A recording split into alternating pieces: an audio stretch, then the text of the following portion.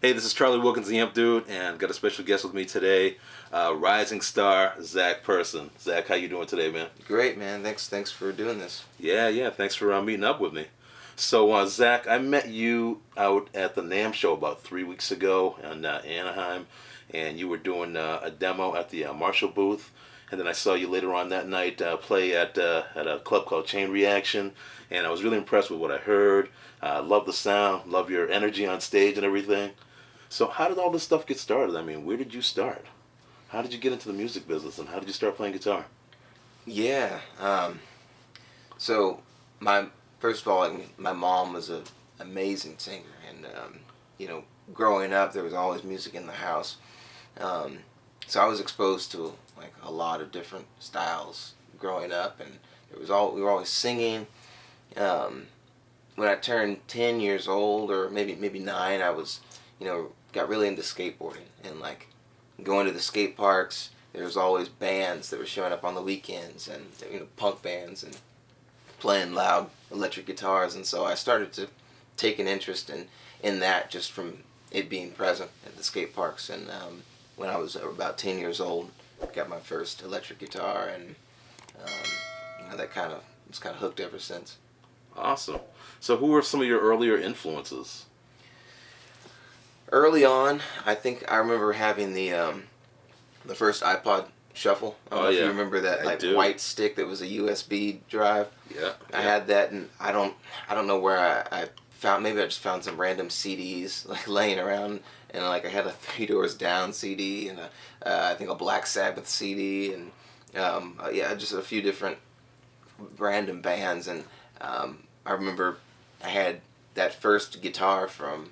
I think it was from Walmart. It was like a first stack guitar. It had a 9-volt battery and a speaker in it, and just trying to play along. And after about a year of playing on that thing, my mom was like, "You know what? I don't think you're gonna put this thing down. Let's get you something else." So she got me a I don't know if you remember the Fender Starcaster. Like it was a Strat. It was basically a Squier Strat, but it's a Starcaster on the headstock. So she got me one of those. And then like a practice amp. And I got my first lessons from a guy named Baxter Clement, who you might now know is the face of Casino Guitars YouTube channel. Oh, did not know that. Yeah, and that and the first lesson, he's like, "Man, what are you listening to?" And he's like, "Okay, all right, your homework is to go check out B.B. King, go check out Jimi Hendrix, go check out Stevie Ray Vaughan, Eric Clapton." And so I kind of went and did that, and that started me on the whole journey of, just becoming a fan of classic rock music and blues and all of that sort of stuff. So were you into other genres of music too, or was it strictly the bluesy type stuff, or? I think there was my mom's music, which was I liked and enjoyed, but I didn't connect with it on a personal level at that point. She was listening to all sorts of stuff that I love and appreciate now, like Prince and a lot of the Motown stuff. Yeah. And, Temptations and Luther Vandross, all that was playing. Jill Scott, everything. And so when I discovered, this music through skateboarding and then through lessons with Baxter, like that was the first time like I was like, oh, this is my music, and like it became something that I felt like I was identifying with. And it wasn't until we moved to Texas when I was 13 that I started actually listening to the radio, and started listening to bands like the Black Keys and Kings of Leon. And then my horizons started to expand, and I became aware of everything else. But for I would say a good maybe 13 to or 10 to 15, I was pretty much just listening to music that was made before the 1990s. Yeah. So do you still remember that moment when you realized that music was going to be your career? Yeah.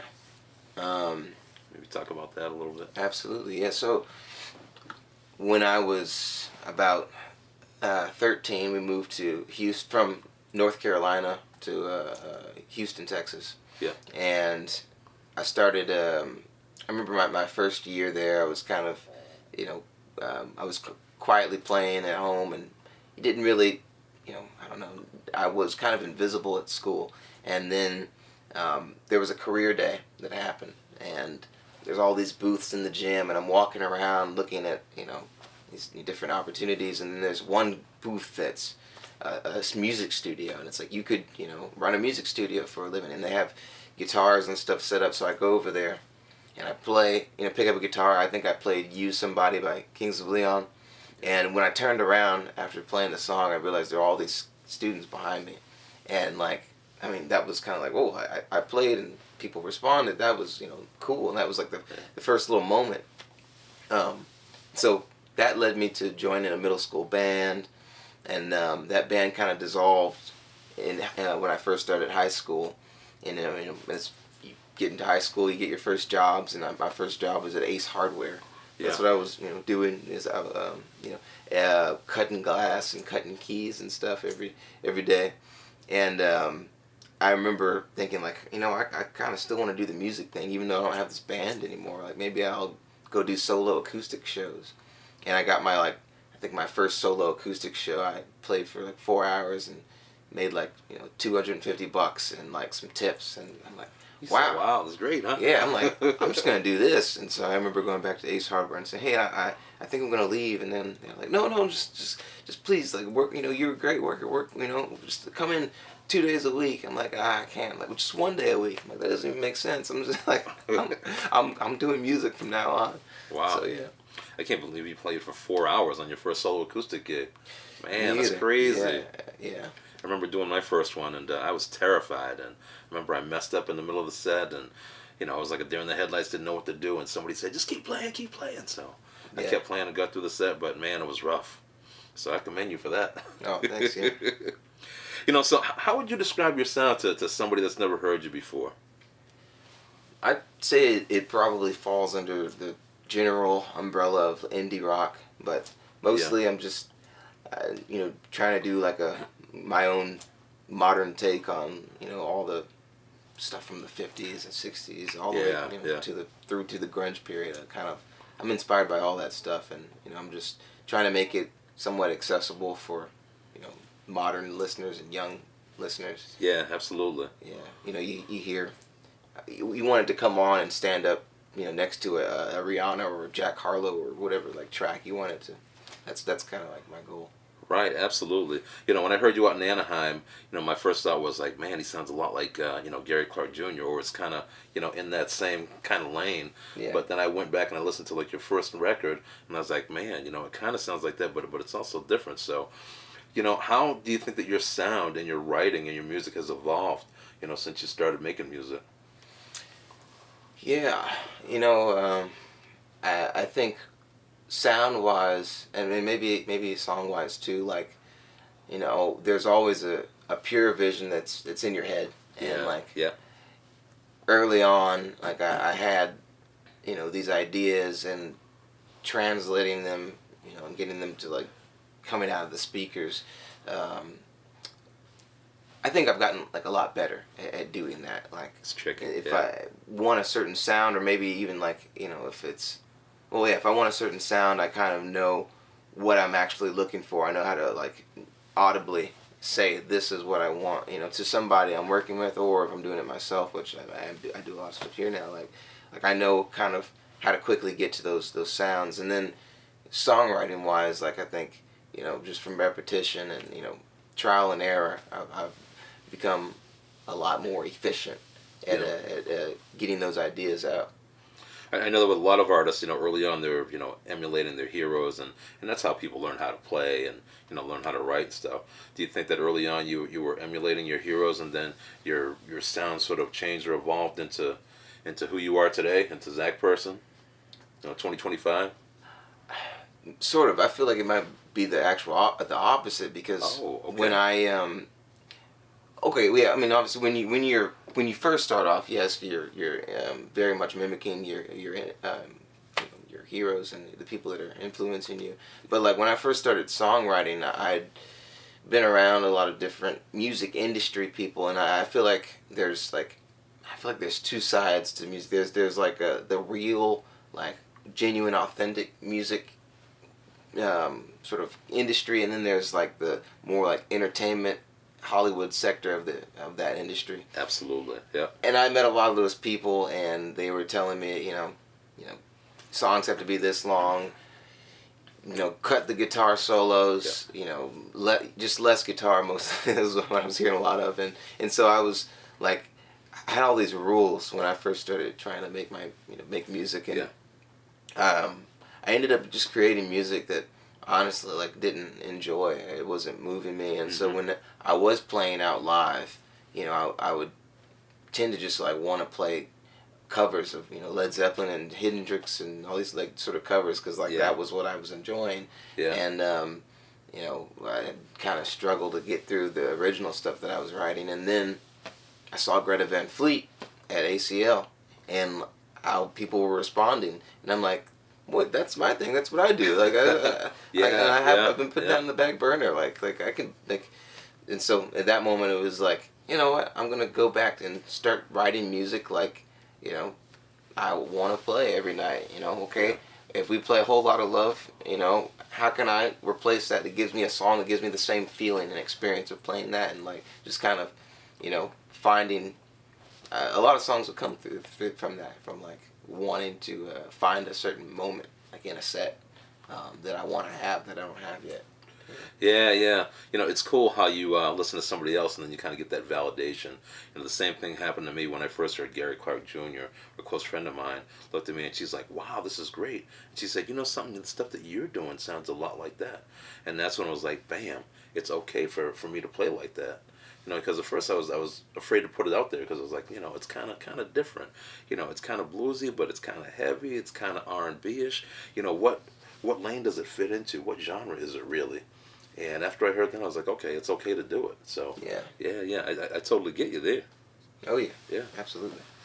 So how do you think that that your personal experiences have kind of shaped your lyrics or your songs?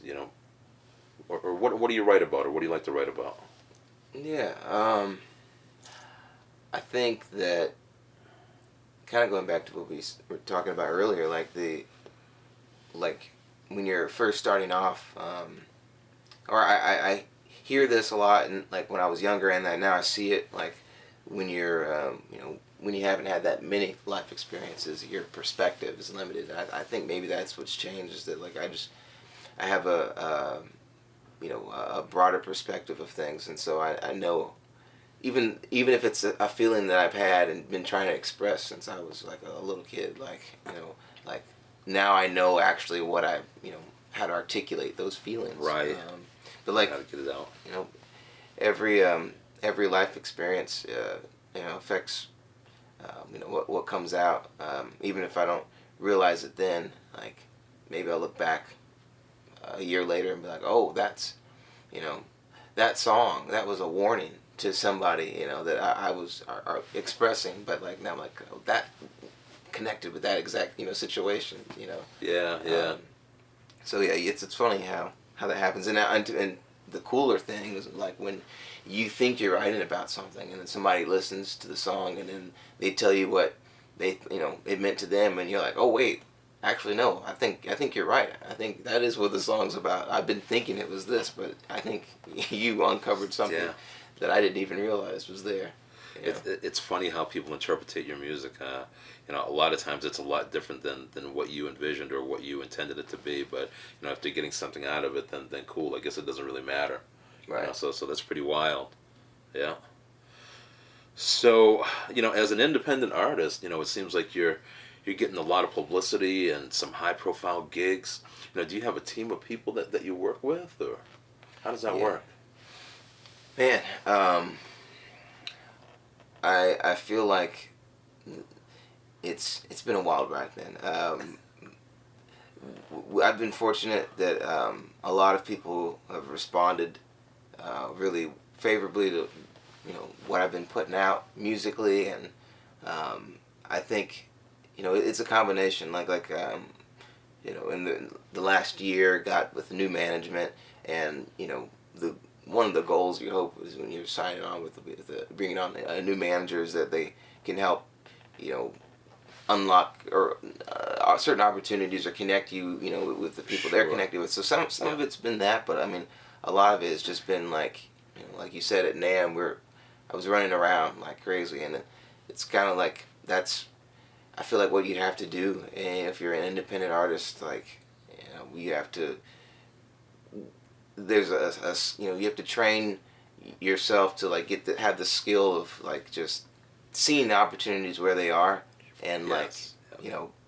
doing your best to try to capture as many of them as you can. Um, you know, I feel like that's a skill I've like learned to develop. So every festival or show we do, or person we meet, I try to make the most of the either that the relationship, or the opportunity that Right. is presented.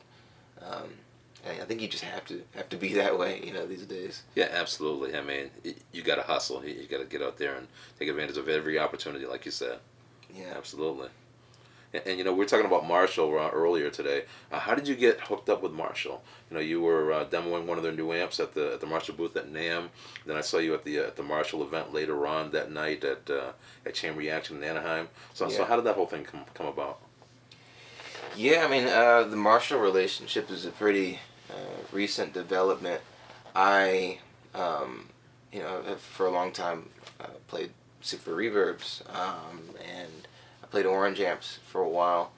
I think moving in, like, thinking about the next year of touring and everything, like, I wanted to, I don't know, I for one, being a two-person show, like, as we've been for like the last 4 or 5 years, you know big amps help take up space on They stage, do. so Yeah. it's like, I started wanting to have, just looking for, like, thinking about my overall stage presence and set design and stuff. And um, like I said, I've come from the Fender world, but I started, just kind of like, it'd be cool to have a big Marshall stack on stage, or even half stack like that. That'd be cool. And like, I don't know, I just started looking after them, and I like, this is one of those things you talk about, like one of the some of it is you hustling and doing everything you can, and sometimes a manager can help with that. And so I just expressed it to my manager. I'm like, man, I think I want to go Marshall, and like, this is the amp I want. And he's like, okay, I'll work on it. Comes back a week later, he's like, I found somebody at Marshall, and they saw the vision, and wanted to bring you on board. So it happened pretty quickly. Yeah. And then NAMM was right around the corner. Yeah. So naturally, it just kind of, well, what's happening next? What are you guys doing next? It's like, and, it all comes together. Wow. That's a great story. Yeah, I mean, I'm still surprised. Like, Yeah. I don't take any of these relationships lightly. Even when the Gibson thing, that's like, I think, yeah, I feel really grateful to have all these various music relationships. Absolutely. So are you going to continue working with Marshall and doing things with them, or Yeah, are you that's the considered goal. an endorsed artist with them? Or? Yeah, and that's That's the great. goal. Yeah, my first Marshall is still in transit, checking the tracking every day. But Which one is it going to be? Which model? JTM 45. There you go. Yeah. Yeah, I checked out those new modded plexis, and like, Yeah. for a second I was like, maybe, but man, I don't know. I just don't know what I'm gonna do with 100 watts. I know it has a master volume, but like, man, I know what you're not going to do. You're not going to turn it up. yeah. I mean, we get loud, but we don't get that loud. Yeah. 45. That's enough. That's enough for me. So yeah, that, and then like, maybe, like, I think it's come with like one of the oversized cabinets. Like 412s or something. Yeah. Yeah. Yeah. Cool. So I know that recently you've done some collaborations with other artists. Can you tell me a little bit about that and how that works? Yeah. Been talking with quite a few artists about this recently, and I, to be honest, I think this is the way forward. Like, the music industry is all over the place right now. No, people like say they know what's happening. Nobody knows what's happening. But I think, one of the ways that we are going to be able to move forward as independent artists, and I think the whole industry like will benefit from it. Is just artists coming together and collaborating and like Yes. helping each other out. You know, I noticed. So we lived in Austin for quite some time, and I noticed whenever we went to places like on tour, like we went to like Nashville. There's the it's the community there. Like it's undeniable. Like how Yeah. much of a scene there is there, and like how like people are just constantly getting together for songwriting sessions. Like everybody's talking to each other, and like that's a really unique space where like you stuff happens quickly because people Yeah. are always working. And like I noticed that here in Atlanta too. Like more and more people are moving back to Atlanta that were here, and then Yeah. new people are coming in, and I see a scene starting to bubble up here that might mimic what's happening in Nashville. Yeah. In the next 5 years, it could turn, very much into that sort of scene. But even with who's here now, like there's been like such a spirit of collaboration that I've been able to, I don't know, I really enjoyed. I will say like the last collaborations I did, one collaboration that actually came out of Austin was from a music charity called A Chance to Rock, and they had the series called A Chance to Collaborate, and actually the charity is gives free music lessons to kids in fostering, and like I moved around a lot as a kid. Music was like a constant thing for me, so Yeah. I imagine that would be great for those kids, and so I wanted to be on board. And Kathy Valentine from the Go-Go's was also one of the ambassadors of the program. And with that A Chance to Collaborate series, they wanted to pair these different artists together. And so it was kind of like a forced, we're going to put these Austin artists together. Right. And I knew of the Go-Go's, but I hadn't done much like research prior. I just kind of knew of them in a general sense of they're this big cultural, had a big cultural impact. And I mean, the songs just from growing up hearing, We Got the Beat and stuff in the back, Yeah. Yeah. So when we first met, it was very much like it felt very personal. Like I'm meeting Kathy, and it didn't feel like I was meeting the rock star that I've been idolizing or something since I was a kid. Right. And that was really cool because we got to connect as people. Just build a natural relationship. And then when I went back after having met, and known her for a minute, and then looked at everything and actually looked into the history, I'm like, oh my gosh, like this is her life and career was incredible, and like I'm a huge fan of like the Go-Go's at this point. Yeah. The stuff that they were doing early on was phenomenal. It was great. But yeah, we wrote a song together for that charity organization, and then liked it so much we're like, oh, let's record it. So we recorded it. We made a music video. There's actually a whole backstory that I need to put a video out on making that music video and getting robbed during that music video and a whole bunch of crazy stuff. What do you mean getting robbed? What happened? Long story short, we got targeted because somebody knew that there was that she was going to be there, and they broke into the set while people were all filming. Wow. Took wallets, phones, and everything, and Wow.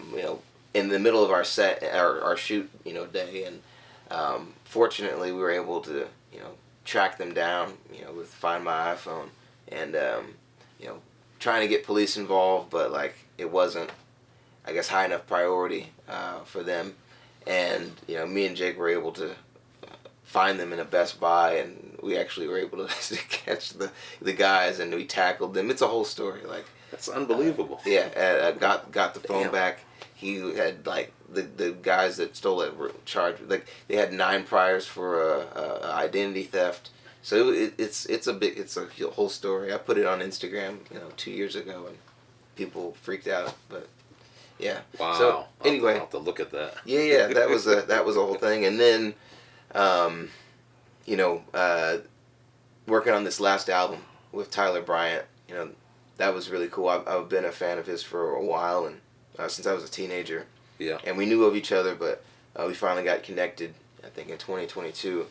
And we recorded like the first song, "Nothing to Lose," and then the next year it's like, well, let's get together and like finish your album. So went up to Nashville and we recorded that with him. So you know, I'm now at this point, like I'm trying to put out as much volume of music as I can, which is like, Sure. you know, why I have this set up here in the studio so that I can, you know, just continually keep recording and putting stuff out. And you know, I want to collaborate with as many artists as I can.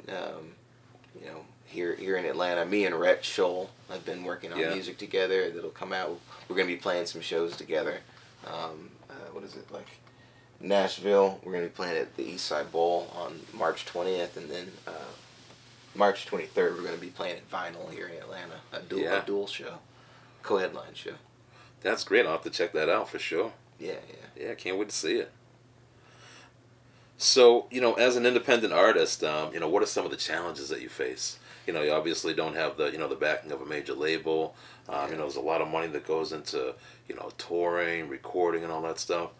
You know, how do you do it? I'd say that the biggest challenge is like kind of like I think you kind of nailed some of it, is that like it's just doing everything yourself. Like, and that kind of sums up all the different parts of it. It's like, you know, you may have an independent artist may have if they may have no team, or if they do have a team, it may be very limited. But either way, you're either doing everything yourself to save money, or if you're not doing everything yourself, you're paying somebody else to do it, right? And you are paying it out. You know, like, so I think that's probably the most difficult challenge. You know, like you know, if I break that maybe down into two sectors, like again, like there's the, you know, side of having to wear all the hats, you know, like you know, you're doing social media, you're songwriting, you're, you know, it's just, you're having so much stuff. You're having to plan out the marketing ideas. You're also handling the admin. It's like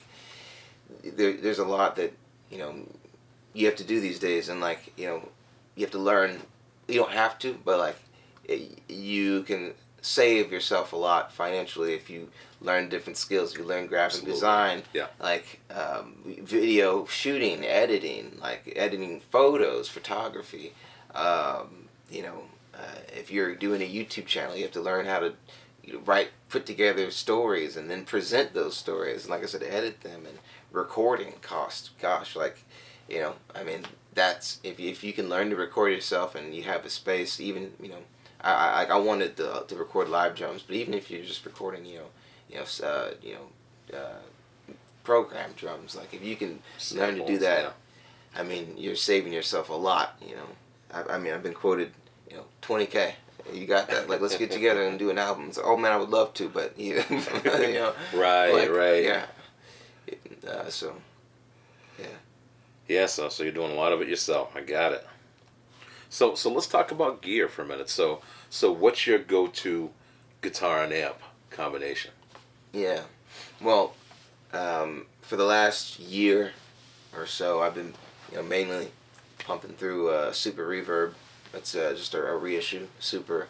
I got from a guy that was traveling back to Spain, and he had to let it go.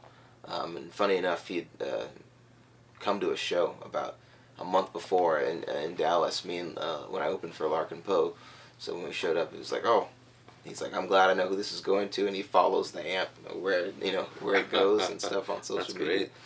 But I've been using that, and then I've typically played with various like Gibson P90 equipped Gibsons. Yeah. Just because I'm so used to, you know, growing up with those single coil tones of, you know.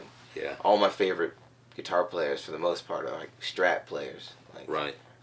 So when I, you know, kind of found myself in the world of Gibson, like I just wanted that P90 sound. So I have a 67 SG that's had, it's player grade, and it's had a lot of stuff replaced on it. But I love that guitar. I have a double cut Les Paul Special, and a Junior, like, that I played on mostly.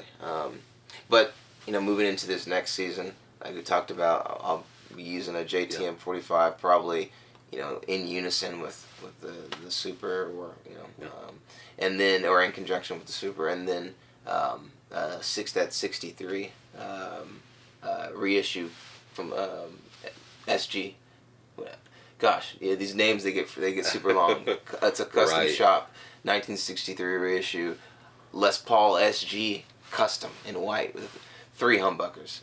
Surprised you remembered all that. Yeah, yeah. That was pretty good. VOS finish. It's not from the Murphy Lab, but it's got the VOS finish, and I love. I've been loving that thing. So like, again, I'm always thinking about the show as a whole, and like The visual part. the of it, visual too. part of it, yeah, and like, you're so like, when you're looking at like reviewing your game footage and and your game photos and stuff, you're like, okay, how can I make this part of the show a little bit more exciting? And Yeah. it's like, okay, well, I could let's see, okay, let me go get some more jackets and some more, like, to make when I'm standing up there on this sort of stage, so everything pops a little bit more, and then you do that, but then you're like, well, I can't wear this jacket every night because it's too memorable, so I need another. And then your suitcase is full, and like, then it's overweight, and you're like, you know what? All right, I'm gonna go a little bit more basic on That's the fun. clothes, and then get a guitar that really pops, so that, like, and it's like, well, okay, I really like the way those 345s look, but I can't fit that on the plane, and like, and just, so a lot of decisions kind of led me to this. I'm a big fan of SGs in general, but like I wanted something that like looked really cool. I think the cooler you look on stage, the less you have to do. It's true. If you It's look at true, early yeah, footage yeah. of Chuck Berry, like the footage of him performing on like those like TV shows, he's like doing everything, like their production was limited, their sounds were very limited, so in order to like now you can get on stage and you don't have to do much. If you have a big screen behind you, the screen, the smoke, and everything, you can just kind of stand there. But like back then, there was nothing to hide behind. So if you go watch footage of Chuck Berry like performing, and you'll see everything. His eyes, he's like with every sentence, he is like acting out words, making facial expressions, posing his head in certain ways to produce and go along with the story that he's telling. And so yeah, I don't know, like maybe if he had a cool guitar, but the more production you have, the easier job becomes. Yeah, absolutely. I mean, I think that it's great that you think like that, because I don't think that a lot of artists really put that much time or thought into what they're doing on stage and how they look on stage. I see a lot of people, they just get up there and flip the switch and then they just do what they do. But if you're paying that much attention to detail, I think that that's going to come through. So good on you for doing that, man. Thanks. That's cool. Yeah. Absolutely. Yeah. You get a little bit more. The SG has so much metal on it, and the Perloid. Immediately you look at the pictures that people took after the show, and then it looks a little bit more interesting because you have more light reflecting off of stuff. And Absolutely. yeah. Yeah. I have done the Jimmy Page mod where you take out the pull pieces on the humbuckers and it opens them up a little bit more and it gets you closer to that P90 sound. So there's that. That's cool. And you guys can't see this on camera, but I also see a flying V over here. Tell me about that. Yeah, that's the Epiphone Love Drops Jimi Hendrix signature flying V. So I was reached out to by Austin Hendricks from the he's involved very much in the Experience Hendrix tours. Yeah. And he invited me to come out and play the San Antonio leg of the tour last year, and got connected with him, and we've been talking about me potentially participating in the tour this year at various points. But he mentioned the idea. He's like, what do you think about doing a Jimmy song? That'd be cool. I'm like, yeah, I would. I mean, I play them all the time live, but I said, it would be cool to record one. And talking with Gibson, and they're like, what's going on? What do you have coming up? And I mentioned this, and they're like, well, we have that the new Jimmy V. If you're gonna be making a Jimmy song, like, why not use the V? I'm like, yeah, let's do it. So it kind of became like this joint collaboration between like me and Experience Hendrix and Gibson or Epiphone guitars. And when we cut the video here, I used that for it, and it was great. It's a cool looking guitar. And, Yeah, it is. Sounded great, you know. Yeah, very cool. So when we were talking earlier, you were telling me that you played Fenders for quite a while before you started really getting into Gibsons. What was that like, kind of switching over? Because I know it's a different feel. Most of the Gibsons are much heavier guitars than than the Fenders. So yeah, I mean, like I did play. So like when after I got that first Starcaster Squire Strat, I became I was a big fan of Slash and like Joe Bonamassa when I was like, 14, 15 years old, and like so I wanted a Les Paul, and I got an Epiphone Les Paul that I played on for a while, and then and I think I had a Strat too, but later on in high school I think I may have picked up my first USA made guitar that I put on layaway at Guitar Center and saved up for was SG. Oh man, I can't ever remember it. I think it was called an SG Special Humbucker, but it looked like a stripped down like SG Standard. Yeah, gotcha. And like maybe a Studio or something along those lines. It had a very weird name. It was called like the Special. I don't know. I can't remember, but yeah, it wasn't the. It's not the one that is like really popular. It's like when worn.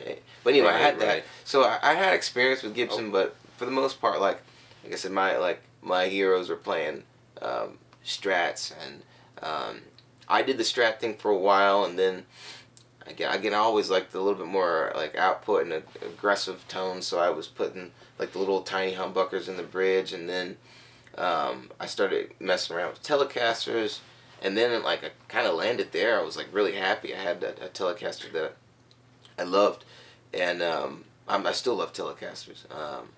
But one of my friends had met somebody at Gibson when they had a showroom in Austin, and he's like, "I'm going by there. You should come with me and see, meet everybody." I'm like, "Okay." So I went by, and at first I was kind of like, yeah, I don't know. And then they were like, "Well, you want to try anything?" I'm like, "Yeah, you have anything with single coil pickups?" They're like, "Yeah, we have these." I think what they handed me was a custom shop Les Paul Jr. double cut TV yellow. Yeah. And honestly, it might have been a Murphy Lab one. And I remember plugging that in and just instantly being like, "Whoa, this is something else. This is amazing." I think I sat there with it for like a half hour, just like that one pickup. And like how resonant it was. It had low end, but it still had clarity. Yeah. And it was spanky. I could do all the like chimey, Fendery stuff I wanted to do, but then there was like this other dimension of like, I don't know, just like, yeah. It was like an acoustic guitar almost. It was so resonant. And I took that guitar, I used it to record a song called Can't Stop Running. And then my manager at the time, he was like, "We're gonna do a photo shoot and we need a black guitar." He was all about all black everything, And he's like that yellow. He's like, "It's not gonna work." He's like, "So yeah." He's like, "Maybe you can, see if they'll like trade you out." And I was like, "Okay." So I went and we got this like hollow body. I don't even remember what it was. And I was like, "Man, I don't like this thing." We did the photo shoot, and I went back to get the other thing, and like, "It's gone." Somebody came and they bought it. I'm like, "Oh man." And like, man, I don't know that I've found. Maybe, it could have just been like because it was the first time like hearing something like that. It was awesome, but I remember, that guitar was amazing, and it had the vintage style tuners. They didn't slip at all. It was a great guitar. I don't know who has it now, but man. But like, transitioning into Gibson, I tried a bunch of different instruments, and like, I had to figure out like, I don't know. It's like switching from like. Almost like switching from like Mac to PC, there's a whole bunch of stuff you have to figure out. It's like, okay, exactly, like stuff that I never thought about before with Fenders. Like, oh, okay, I can't do that, on a Gibson. I'll break it, just certain things I never considered, and like, I think Gibsons have more in common in a sense with like acoustic guitars, like in the way that like you care for them and stuff, and yeah. And like I was very used to going and bashing the Fender headstock on the cymbals, with my drummer in the middle of shows. Yeah, you probably don't do that. I tried, I tried all of the different configurations of Gibson guitars I possibly could, and the SG shape kept coming back to me. I like Les Paul, pretty much any Les Paul, the P90 in it. I like the juniors, the specials, the gold tops. I love those. I still may want to get like a gold top, or at the NAMM show they had those copper P90s that were similar to the gold top style, but yeah, like that and SGs were big for me. So that's cool. And now it's like I think kind of my approach is like I still play all the stuff that I grew up playing, all that more the I think there's a percussiveness that a lot of Fender players play with, and I still have that from the years of playing that way. But now I'm doing it on a Gibson, and and maybe that's creating a unique sound or something. I don't know. Yeah, that's one of the things that I really love about Telecasters too. You get that percussiveness, and that's kind of tough to get on a lot of Gibsons. I've experimented with a lot of different lower output PAF style pickups, to try to get that, and you can sort of get that, but you don't get the push that you need, and you can obviously step on a pedal if you need to, but it's cool when you just have everything right there. You don't have to step on anything, don't need anything extra, and it's all right there. And I think you get a lot of that in a P90. So yeah, so I totally get it, man. Totally get it. So, are you a tone chaser? I mean, are you the type of guy that gets into like NOS tubes and different cables because they sound different, and different speakers and stuff like that? Or do you like to just take whatever you can get your hands on and just turn it up and then just go? I mean, my drummer would probably say I'm a tone chaser, but I think I mean I'm not. I guess that's your answer there. Like I probably am more particular than I think, but like I'm not constantly just seeking out the next thing just because if I'm trying to find something, it's because like something is not working, or I've changed the setup and now what I used to have doesn't work anymore. So it's like always like for a purpose, but like for the most part, if stuff is working, like I'm not in a hurry to try and change something. But yeah, if I'm seeking out a new piece of gear, it's just because like I'm going for something different. Something's changed, and now I need a different tool. So now I'm researching and looking at all the demos because I'm like, how can I get this thing now that I need or want? I'm pretty practical in like my like gear, searching and acquisitions. It's it's always for a specific purpose. Yeah. Yeah. Cool. So, are there any pedals that you feel are like essential to your sound, or pedals that you just have to have? I need some drive pedals. Like it's just like I did a thing with Eddie 9-volt recently where we just crank our super reverbs up, and when those things are cooking, you feel like you don't need much, but I need drive. I feel like to play like myself. If I'm ever like in a situation where I'm playing on an amp that's like just too clean or doesn't have enough sustain, like I need basically like enough drive to when my volume is all the way up on 10, like that's too much gain to play a song with. Like that, my volume needs to be on 7 or something, and to have like a normal tune. But like just I don't know. I got so used to doing the the one pickup sort of thing and just doing the volume when I was playing juniors for a long time that like that's what I'm used to now. And I don't know, like it's weird. I don't feel like myself if I don't have, and it's not like I mean that I need a whole bunch of gain to just be able to play. Like I don't like the way that just clean guitar and an amp sounds. Like it doesn't have enough harmonics to it.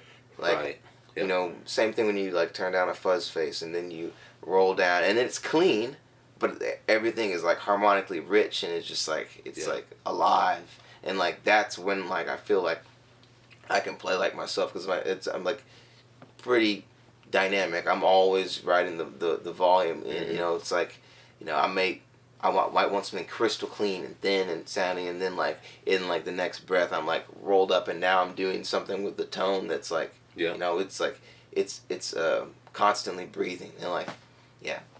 So long, yeah, that was a long answer, but I definitely need some drive. I like slapback. I use like an El Capistan for like slap on most, most of the time. I like uh, Octafuzz quite a bit. Yeah. And then a pedal that I use pretty often that's like, people don't probably notice it, but I use the drop pedal by Digitech. It's a utility thing. It's just to change tuning, so I don't have to bring different guitars or try to like change my guitar tunings. It's great, and like it's really opened up my songwriting, because I would abandon certain songs because I'm like, it only works, the riff only works with these open strings, and like, if I try to change it and play it a different way, like the chord doesn't sound the same, and like, but if I do it in the key, then my voice sound, it's straining my voice, and now it's like, I like new songs I've been writing, they're like a whole step down, like or more sometimes, and it's like I can reliably do that because now all I have to do is step on this pedal, and then boom, I'm in the key that I need.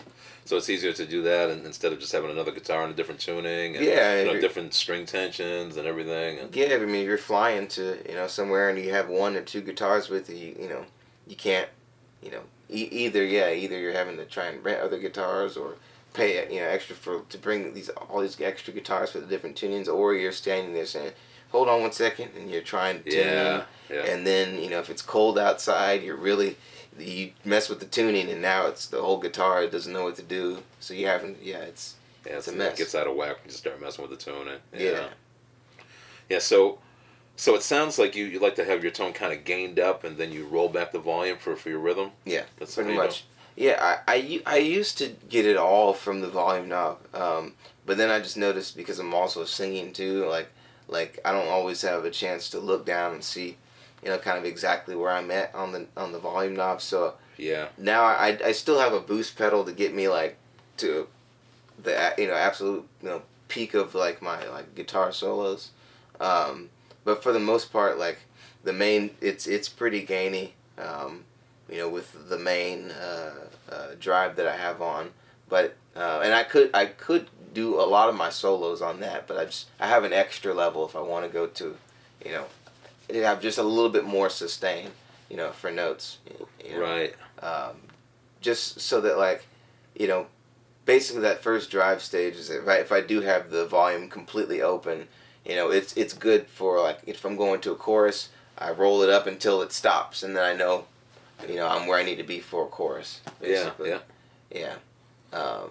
But when it was all in the all like I had solo as well in there, like I might roll it up, and I don't know, because I'm focusing on singing or something, or looking at somebody, I don't know if I'm at 8 or what, or if am I at the point of the chorus and I stop now, or what, or do I need to keep so it's a lot of coordination. Exactly. So going back to your Super Reverb, that's a pretty loud amp, man. Do you get to crank it up, or do you have problems with that? I know that for a lot of people, you got to crank your amp up to get your tone, and that's kind of how I feel too. So how do you manage that when you're on the road? I mean, I end up finding a balance. For me, like it's like I can't. I don't. I usually turn it all the way up in most contexts. Like I usually, it's usually somewhere between 4 and 6. Like that's kind of where it says. But okay. I will say, but that might mean something completely different though than just plugging straight in at 4 and 6, because I'm also my volume knob on the drive pedals at different points. But usually, I don't know. Usually I try to, with the drive pedal, use the volume on the drive pedal to hit the front end of the amp as hard as I can, and then I get the amp up. I try to I use the amp more as like a general master volume level for where I want it, and like luckily I have some people say luckily I have a pretty loud drummer, so like I get to turn up a little bit more, so we're balanced, and then if I need more gain, then I use the gain knob on the drive to try and max it out. And like again, they're kind of always shifting depending on what room we're in. It's never the Sure. same from night to night. Every room's different, so you literally have to play with it a little bit. But yeah, it's a hybrid. Like I don't like it when the amp is on 3. Like I like to get it working a little bit. It's got to breathe. Hey, you got to Yeah. Yeah, you gotta let it breathe. get it to where it's awake at Yes, least. there you go. And then we're good from there. And like if you're in a situation where you got a big room or a outdoor festival, then the amp might be on 7 or something, and then you turn the drive down on the pedal because the amp is already Right. doing something. So And so Super Reverb is sort of your go-to amp, as a rented backline amp as well. yeah, I mean I'll do the Marshalls if they have them. Like I mean I'm a fan of like the like original sort of circuits like the single channel. I mean I know they have the bright and normal, but I mean like Yeah. for the most part like the single channel like JTM 45 or a 59. Like Right. as soon as it gets into like the more like modern Marshalls sort of distortion where like I don't know like where it's the like that sort of I'm like I don't want to go there. I like the early that's my flavor of Marshall that I really like. So if they have that, I will go opt in for that. And then Yeah. if not, backline, then a Super Reverb. I mean I can make a twin work or something like that. But Yeah, absolutely, absolutely. So, what can your fans expect from you next? What do you got upcoming? What's on tap for Zach Person for 2025? yeah, so yesterday, If 6 Was 9, that Jimmy cover came out. That's the I most heard recent that. thing. And then, again, I plan on putting out, my goal is to try and get like a new song out every 6 to 8 weeks or so this Yeah. year. Some of it will be collaborations, some will just be completely like me solo. A lot of touring. We're opening up for quite a few different bands this year. The Main Squeeze, the Dip. We're doing some shows with GA20. We're going to be doing a couple dates with Blackberry Smoke. So like. Oh wow, that's great. Yeah. So it's more touring opportunities. Like we keep adding on festivals and stuff every day. So the two cool shows I'm excited about coming up. Next month in March are the 2 shows with with Red Shoal in Atlanta and Nashville. Those should be really special. We're gonna try to have some special guests, names that people would recognize, that from the Nashville area and from the Atlanta area, to come sit in, hopefully. That's great. And do you have any advice for upcoming artists, aspiring artists? Man, yeah. I mean, have different types of advice, like songwriter advice, guitar player advice. But, I mean, I'd say like, it's a tough industry. Yeah. Don't do it. Don't do it unless you absolutely love it, because there's easier ways to make a living. But songs, like I think that ultimately that. There's a lot of gear talk. There's a lot of this, but it's all about the music. It's like, what are you doing? Yeah. At the end of the day, what are you doing with all this stuff? So like, focus on songwriting, and focus on trying to like connect. Even if you're not doing traditional songs, like whatever your music you're making with the instrument and the gear you have, like try to figure out like how to make that connect with people. And once you can bridge that gap and make that happen, then like everything else will follow. If whatever sounds, beats, whatever you're making is is connecting with people, then everything else will follow. Absolutely, that's great advice. Great advice. Well, Zach, thanks for taking time to meet with me today. I appreciate that, and good luck with the upcoming tour, and good luck with your music and everything that you got going on this year. And I'll see you out on the road sometime soon. I'm gonna come check you out. Yeah, thanks, man. Appreciate it. Thanks for chatting. All right, yes, sir. All right, thank you.